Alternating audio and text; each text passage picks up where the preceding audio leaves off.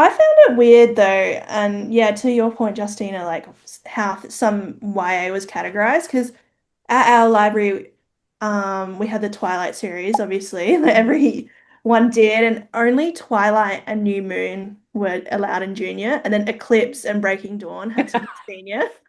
It was so Wow. weird. So I had to like beg to read Eclipse, and obviously, yeah, it wasn't that explicit. So I Yeah. wonder how they come up with these categorizations for young readers. Like, what do they consider them?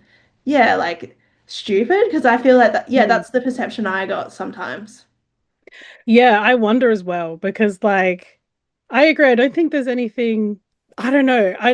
With the Twilight having half of it in one section and half in the other is such a strange choice to me.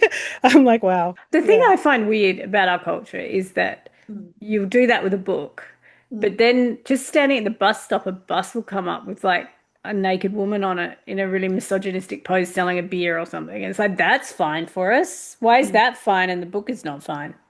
Hmm. mm. I was also like, I remember I was a teenager during the period where everyone was releasing quote unquote issues books, which is what they called them, kind of patronizingly, which was Mm. yeah, YA books that are focusing on things like addiction, poverty, racism, like domestic violence, or just like various different like social issues.